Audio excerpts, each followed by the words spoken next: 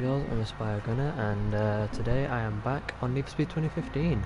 I haven't played this game since I actually uploaded to my old channel. I actually really enjoyed this game, especially back in the day I did. I played through the story a good few times, and this is the latest time, and I'm at this, well, pretty much at the start. I've gone through a load of cinematics and stuff already, so now it's just raw gameplay. I say raw gameplay, obviously with me commentating over it and stuff, but yeah. Here we go, this is Need for Speed 2015. Do excuse the fact that I have my girlfriend on FaceTime and stuff like that. You know, life goes on as normal. But yeah.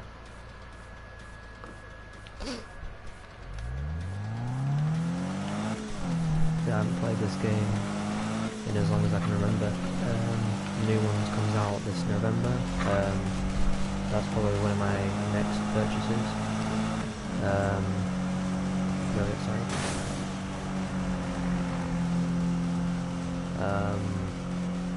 Still yet to get many details, but E3 is not far away, so we'll be set to get details then. Which is always great. Knowing about the future plans of developers of games you like. I haven't actually played any racing games for a while. I mean, I don't think many have come out, or at least not many have been, you know, up to the standard. You know, that can actually be considered acceptable. You know, your Need for Speed 2005, Need for Speed Cam 2006. These, you know, really acceptable, high-quality games that you just don't get anymore. At least not from a racing game perspective. I realise that I pretty much only play like Destiny and a little bit of Black Ops 3 here and there, so that's FPS games, and outside of that I don't really explore. So I kind of, you know, I've not even played like RPGs and stuff, so you know, my closest link is Destiny. I played a little bit of Minecraft back in the day, I'll be honest. But yeah, so for now, this is what I got. Not necessarily obviously an RPG, but just something outside of the norm, aka FPS, Destiny, Call of Duty, what have you.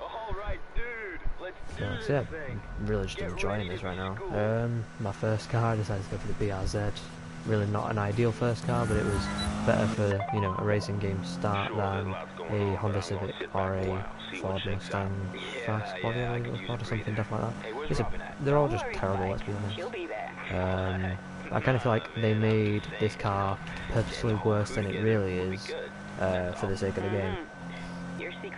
So yeah, I know you can all say I'm second and you're all like, haha, you shit, but it's like, you're not actually meant to win.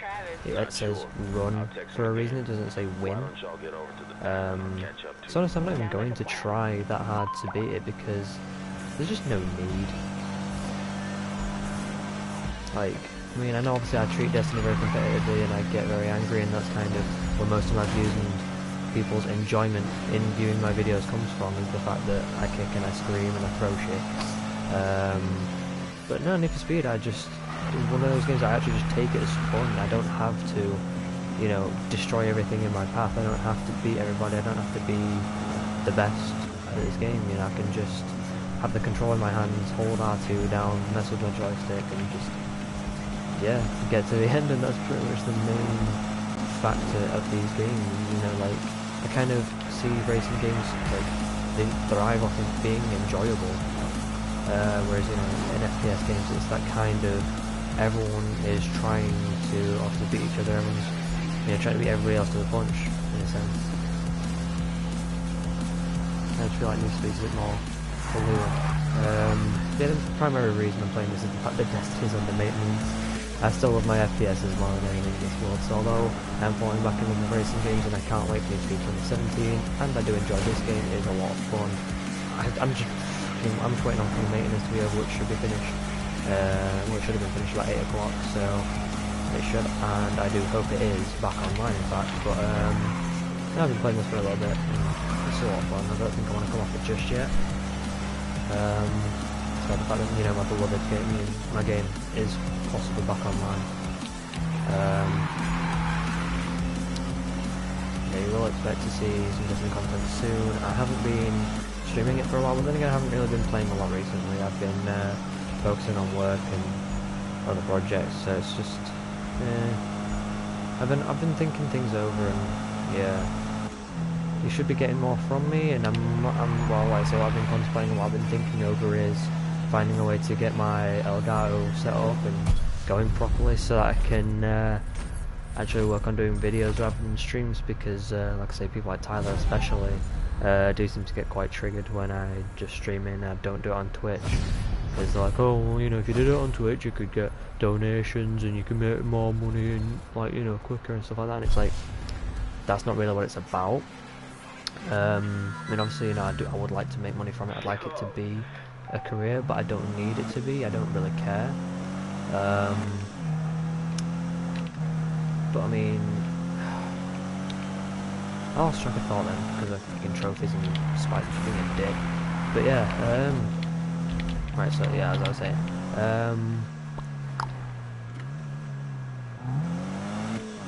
oh yeah, they were saying about, you know, streaming on Twitch and stuff like that, and it's just like, I like the idea that the video's archived. I'm like, oh, you just got that email, and it's just like, I didn't used to, so why would I know?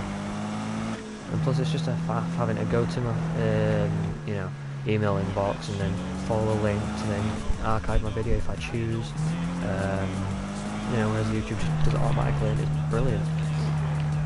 And also, you know, video editing just takes a lot of time that I simply don't have, be it I'm sleeping or I'm eating or watching YouTube rather than making videos. That's probably my own fault, but yeah.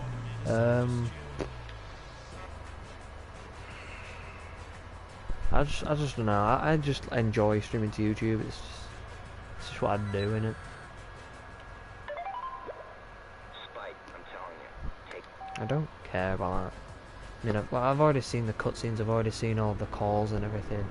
God knows how many times I've completed this story. And sorry, I just freaked out. Then I got a fucking infection in my room, infestation, whatever you want to call it. Just literally, my house all day has just been buzzing because there's been flies and bees and all sorts of shit. You know, I just do love summer. It's fucking shit being a gamer in the sun. Like, just no, I'm supposed to be a pale motherfucker that just sits in my room, not something I'm going to deal with fucking flies around my room all day. I just don't enjoy it.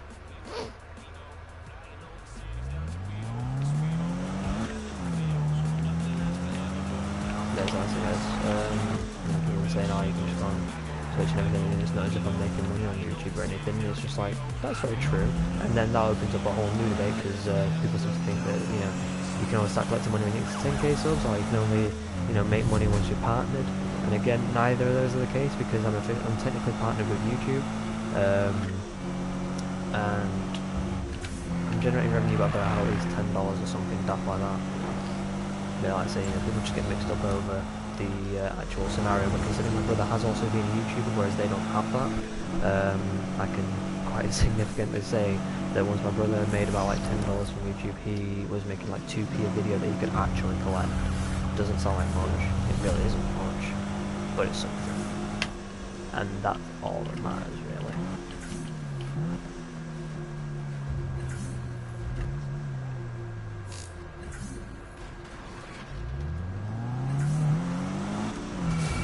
Ah, you son of a bitch. You are not fucking born with me, the coppers in this game are just so easy, it's just funny.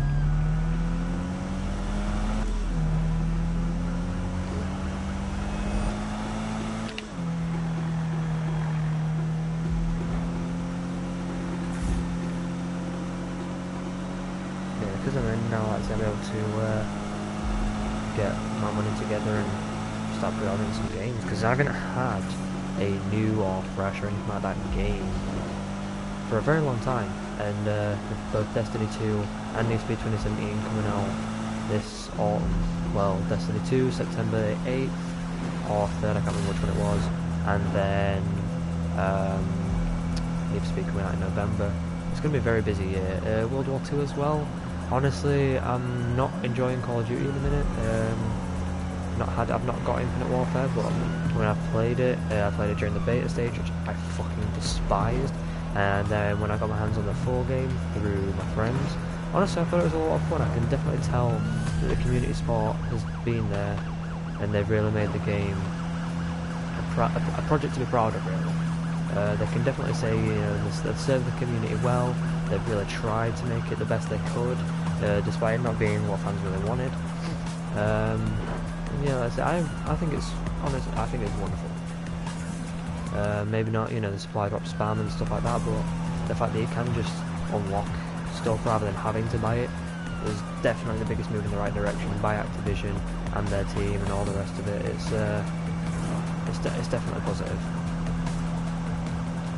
And I hope that, you know, with Call of Duty still being, you know, not necessarily on the downward spiral anymore, but, you know, not being up to where it used to be in the sense of the Black Ops 2 days, I'm hoping that their community support doesn't dither or die.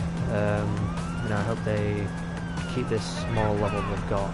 Because I was watching a YouTuber and he actually brought up a very interesting point, was the fact that in, well, obviously the games industry in general, you get, what was it?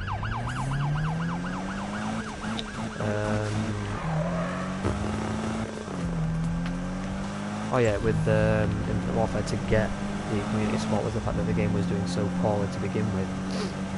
So he was saying, you know, stop pre-ordering games, you know, like Destiny 2 and stuff like that. I think Destiny 2 actually broke the record for pre-orders of a game title, and that's what's kind of stupid, is the fact that, you know, everyone's making all this fuss, you know, about pre-ordering a game, but that's just going to be like, you know, making game developers lazy. That's what he's trying to say, is the sense that, you know, you're there like, oh, this game's so amazing, let's everybody pre-order it. The game company's going to be like, oh, everyone's already excited for the game and it's not even out yet, so, shit, I'm used to GTA holding R3 to look behind you and I can just do that.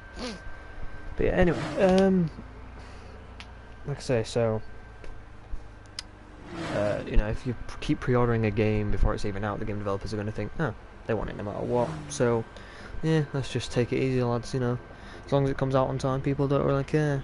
And that just basically creates this very lazy mindset, which generally makes the game updated less frequently, makes it more susceptible to bugs and glitches and lag and just all sorts of negativity.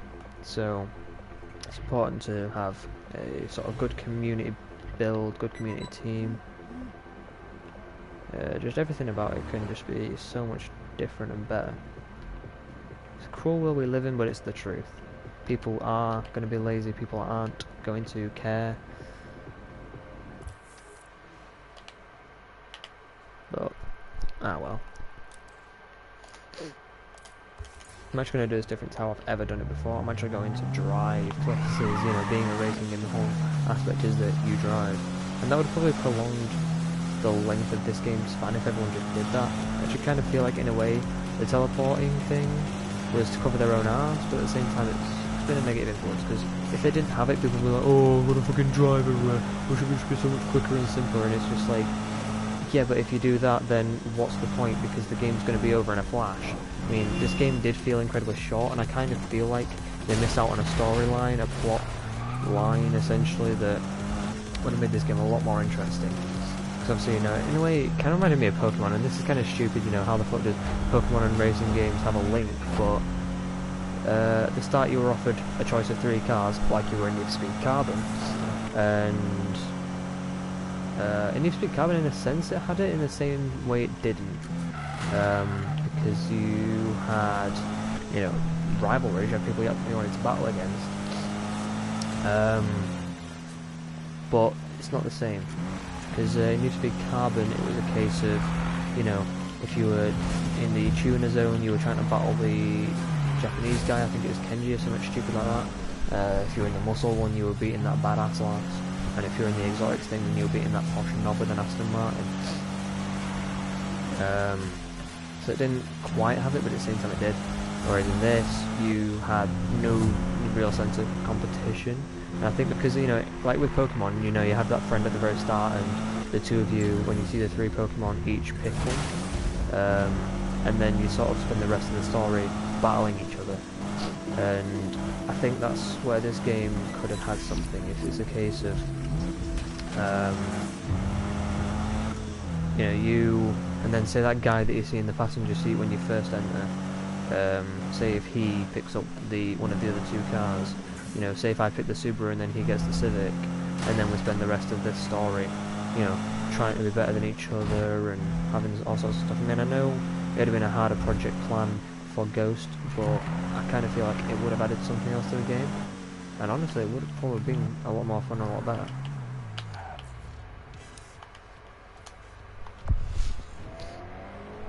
I mean, well, we digress, let's just carry on. This kind of seems like a Black Panther stream in the sense that I'm just rambling and just speaking about anything. I mean, I can already tell that my conversation flow has not been the best. It's just kind of been sporadic and just off and about pretty much anything, and it's changed quite quickly what I was on about at the start to what I'm on about now. I mean, he's doing his most wanted series at the minute, and it's a bit on and off, but I honestly am really enjoying it. I love Need for Speed 2005, and I'd love to be able to capture it myself, but I simply don't have the hardware, in the sense that I have a PS2 but I don't know where, and I don't think I have my copy of Most Wanted anymore. I bought it on the PS3 but my PS3 doesn't work. So yeah, difficulties.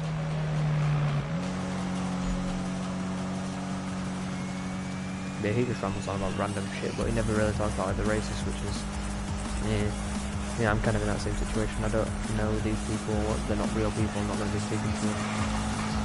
It's just a case of I drive around a bit and just ramble about stuff.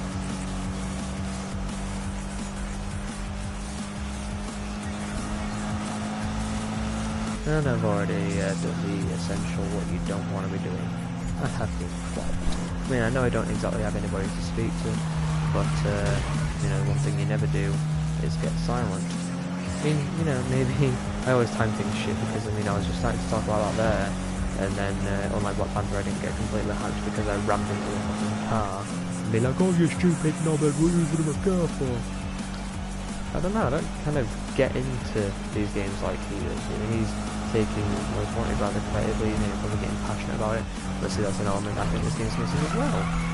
Is that sort of, you know, that harsh factor where it's like, in Most Wanted 2005, you basically get screwed over, you lose your car, and you start at the bottom and work your way back up, and it's that point where it's just like, I'm coming to get you, and you've always got that sort of goal in mind to get your car back, pretty much.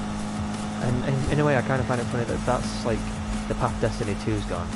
I literally, as soon as I saw the Destiny 2 like first mission, I just thought they just literally just ripped off Need for Speed 2005, because you jump onto this Cabal ship and there's Gaul ready waiting for you, just like ha ha ha, your journey ends here. Boom, that's it. You're dead. Your ghost has to bring you back to life. You have no vault. You have no weapons. You have nothing to your name. You are completely screwed. And yeah, you're gonna have to get your weapons somehow. You're gonna have to kill shit that isn't Gaul, as you sort of prepare for Gaul, essentially. And then eventually you'll... I reckon he will be the first raid. I mean, Josh was there saying to me, oh, that won't be the case. It will. If you think about it, in Destiny 1, I know like where he's coming from, in the sense that no one knew anything about Toland, no one knew anything about the Vault of Glass. You know, the main talking points were obviously, you know, Crota and Oryx and things. So yeah, it was just like, well, you know, like I say, if no one knew about the Vault of Glass, how did that end up being the raid? Your guess is as good as mine. But yeah, with Destiny 2, I think, like, Gaul has been publicised too much to not be the raid boss. In a sense, it's just like, it'd be so underwhelming, it'd be such a waste if Gaul wasn't the raid boss. Because it's just like, he's the character you hate, he's the character you want to kill the most. Kind of like Oryx was in The Taken King. And The Taken King dropped, everyone was like, oh yes, Oryx, we've already known about this guy since the original. Let's try and kill this motherfucker. You know, this guy is the prick. He is the Mac Daddy of assholes. He is the one we want to kill. And for me, it was the same with Crota, in the sense that it was this actual character that you grew to hate, and you really wanted to kill. Whereas with the Wrath of the Machine, you don't really grow any sort of connections with Axis or Vosik. You don't hate them, you don't like them, they're just kind of there. They're just kind of people that you kill for loot. And they're really quite easy, to be fair. I mean, when you think of Autoglass, you still don't necessarily think of Atheon. Because, I mean, you know, even Bungie have affirmations as to how to pronounce it. Atheon, Atheon, push him off the map. That was his main nickname, let's be honest. But yeah, I know I'm rambling on about different games to what I'm actually playing, and that's kind of stupid, because I'm not even playing the game, I'm just kind of sat with my hands crossed, just talking about it. Right, let's have a look at my map and let's get on with something. Sprint race, what else is there to do? Oh, just meet him. Yay, cinematics, I think we're going to hold off of those, because I just don't want to do them. Yeah, I'll drive there, because it's not exactly far away. Don't know why I just didn't just drive there in the first place. How much money do I have? I'm just trying to think like how I'm building this up. 12.5k. And this is the thing that Black Panther's talked about a lot, and I honestly agree with. It's that sense of progression. In Most Wanted, it was a very, steady grind, where you would honestly go back and repeat missions because you wanted or needed the extra money. Whereas in this game, it pretty much handed it to you on a plate, that you would try and cut corners wherever possible, because it was just simply better.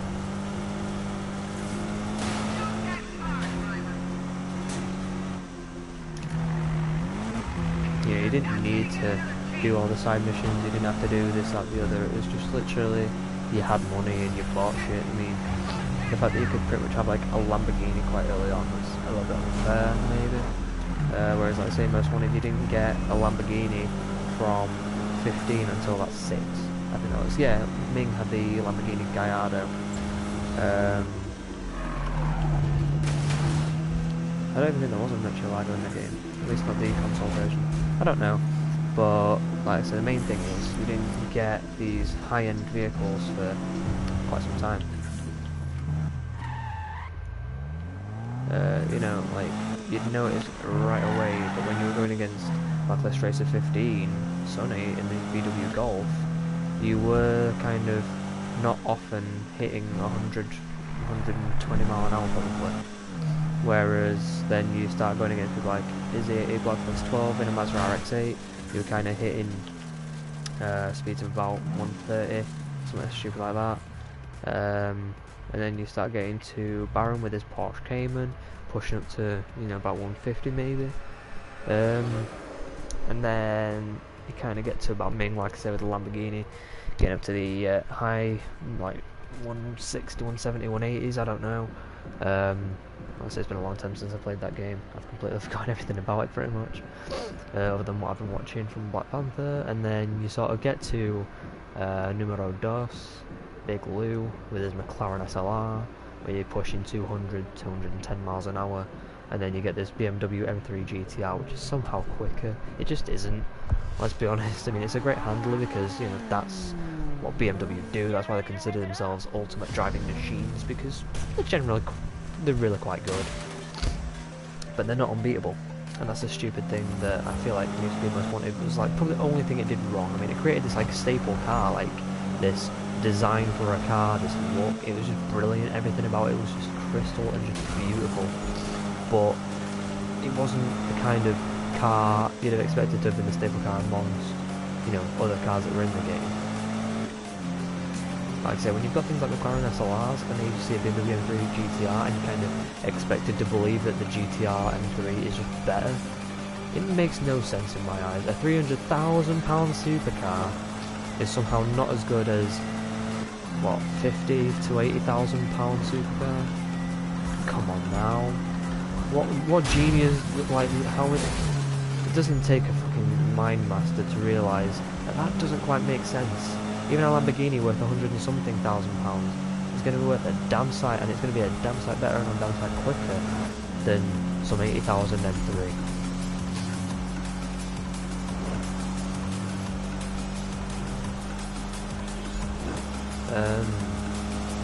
Yeah, like I say, I just kind of feel like it was out of place. It's poorly chosen. Maybe Veyron. I mean, the thing about the Veyron, obviously, it was a masterpiece of a performance vehicle, but it wasn't a masterpiece in aesthetics. Whereas, you look at a Ferrari and you think, yes, that looks beautiful, you can tell that they designed it to be beautiful. They didn't design it to be, you know, the fastest car in the world, the most aerodynamic car in the world. They designed it so that it was still very quick and it still looked very nice, but, well, you know, they designed it so it was, like I say, it was still quick and it still did what it needed to do, but you could enjoy it at the same time. Like, I don't think you could enjoy a Bugatti as much as you can a Ferrari. Like the sound, like I say, the look of it, the sort of a reaction from people around you. Because, you know, obviously if you've got a nice big flashy car, you want people to see it as this nice flashy car that anybody would be envious of. Not some, you know, nobody cares kind of moment. Where it's just like, oh yeah, you got a fast car, huh? Well done, dickhead. You know, where people are just like, why the fuck's he driving that? It just doesn't look good. Like, what is the point?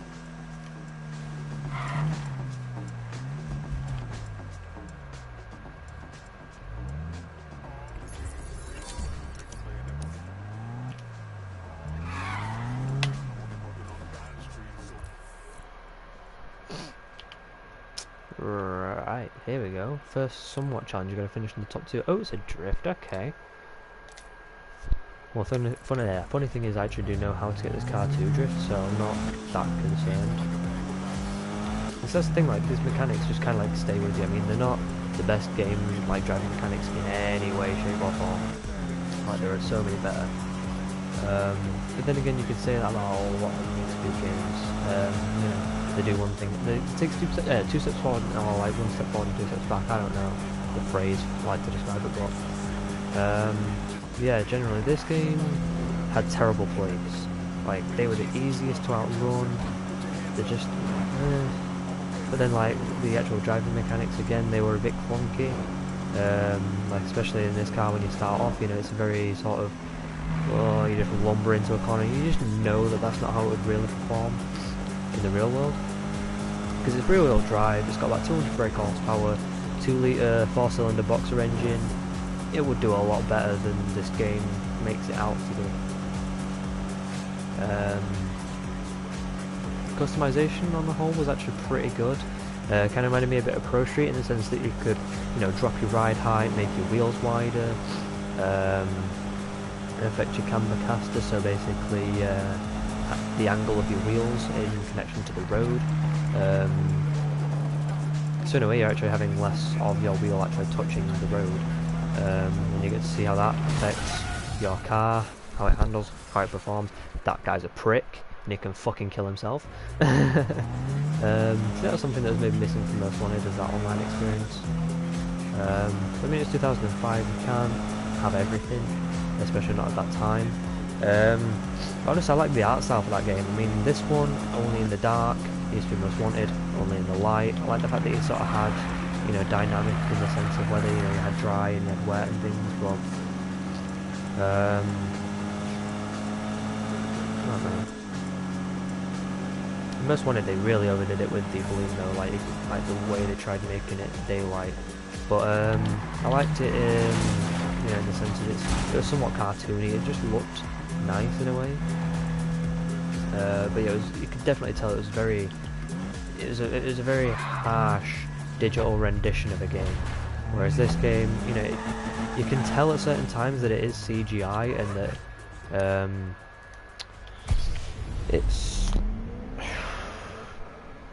you can tell, like I say, everything's been, you know, done by like a camera, been put into a computer, stuff like that. But, you know, it's a very great effort at being the most realistic game it can possibly be. And, you know, no one can say anything bad about their attempt. You know, it was a very strong effort, especially for a reboot as well. It was just very good compared to other attempts. But yeah, there's certainly, I'm praying that 2017 game is better. But I mean, as they say, you know, they've been listening to a lot of feedback. They know what they need to do. They know what will make their game better. Black Panther, you know, possibly, I'm assuming, would be under their wing, because he's pretty much, like as Steve said, one of the sort of like only YouTubers to really sort of do Need for Speed only content, or at least racing game content. He sort of heavily pushed it. you know, like I say, people tend to stick to things like Counter-Strike or Call of Duty or Destiny. I mean, you know, you don't get many big Destiny YouTubers. You got possibly more console and unknown player being the largest in subscriber count, but then you actually look at viewer base, and people like Blessius have actually got a very loyal, very large sort of view base. You know, people maybe go to the channel and don't subscribe, like the Jez especially. He's a very funny content creator, and I really do like him. But he's only got about 100k. But he is a very good content creator.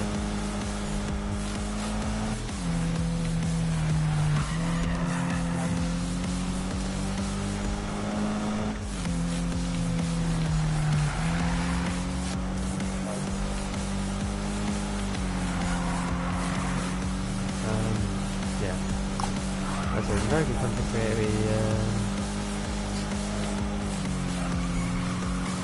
doesn't really sort of get the recognition maybe he deserves.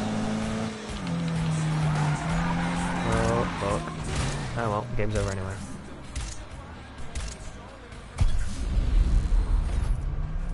Managed to finish first. Wasn't necessarily trying for that. I mean, I guess like I say, it's just mechanics. I'm used to sort of drifting and stuff like that. Yeah, I didn't really play a lot of Rivals, but the thing that people told me from that is the fact that it had good cops in the sense that they were actually difficult. But then like the actual games, like the way you drive and stuff like that, it just wasn't good. Doesn't really bother me too here.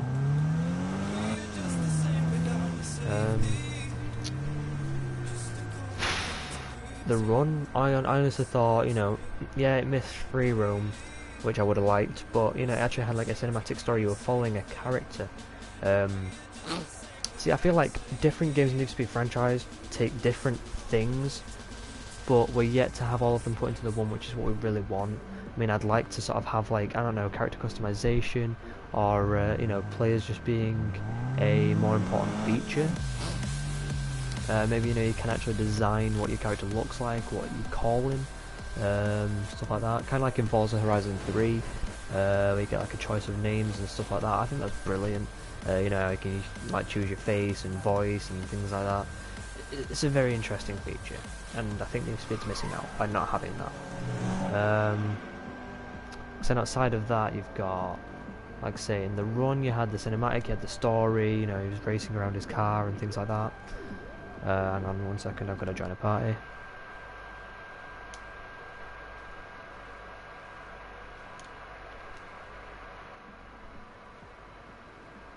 Hello. Oh, I'm sorry. What are you even doing? Destiny stream, Need for Speed stream. But it's actually on a different game other than Destiny. Yeah, I know, Destiny were down for maintenance when I started playing it, so... Well, that's kind of why I started playing it. Yeah, I know, because it was between 9:30 PST, or PDT as they're calling it, and then they wanted it to be done for about 12 o'clock. So yeah, that's 8 for us. I know, I can get on it. I'm having fun on Need for Speed.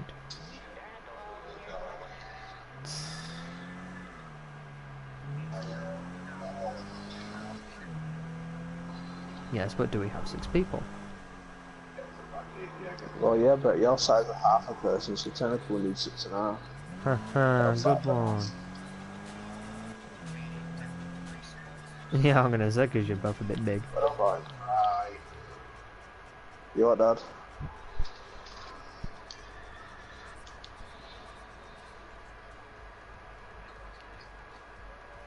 Got my new boot today, boys. So good. Congratulations. They're actually amazing. Okay. Yeah, I sent you the photo, didn't I, bet? Yes, you did the blue ones. Yeah, not well, blue and black ones. Oh, I didn't like Black Ops 3.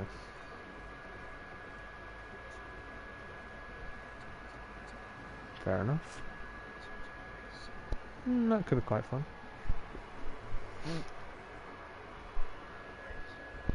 What, Black Ops 3? Yeah, I have.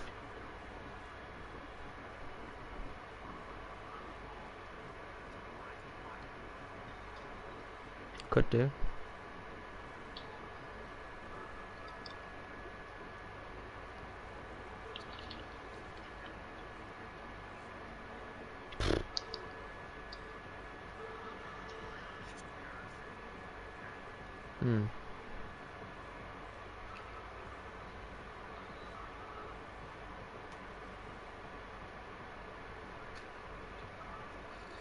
I'll wrap up the stream and I'll play a game with you guys then.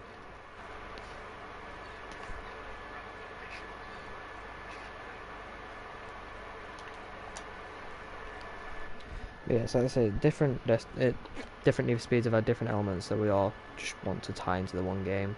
And I'm sorry this has been a short episode. Now obviously my friends have fucked everything up, but you know, Destiny is back and I do miss it. Reset was today, so I kind of want to buy some new gear and shit. But thank you guys all so much for watching. I'd like to know your feedback. Would you like me to play this more often? Would you like to see more games on my channel than just Destiny? I mean, I know Destiny's kind of like a topic for why the fuck do people play it? It's a shit game, especially among PC gamers, like most of my friend group. You know, like Destiny, Spy Gunner, what the fuck? You know, they just basically take the piss. But it is what it is. You know, like I say, you guys tell me your feedback. Like the video if you enjoyed it, dislike if you didn't, and then just let me know why down below so I can make content better. Because, you know, that's how successful YouTubers do it, really, isn't it? It's just like, you know, if you're making shit content, people tell you, and then you make it better, and then they enjoy it, and then your subscriber base, view base, revenue, everything just gets better from there. You know, it's all about people not being arrogant, not being like, oh, no one can tell me what's right and wrong. I want to know what I'm doing wrong, so I can then do it right, so I can be better. Maybe it's my accent because I'm Yorkshire and I don't say things properly, I don't pronounce my T's often, etc. Just random voice break, sorry about that. Yeah, so you guys let me know, and I'll see you next time.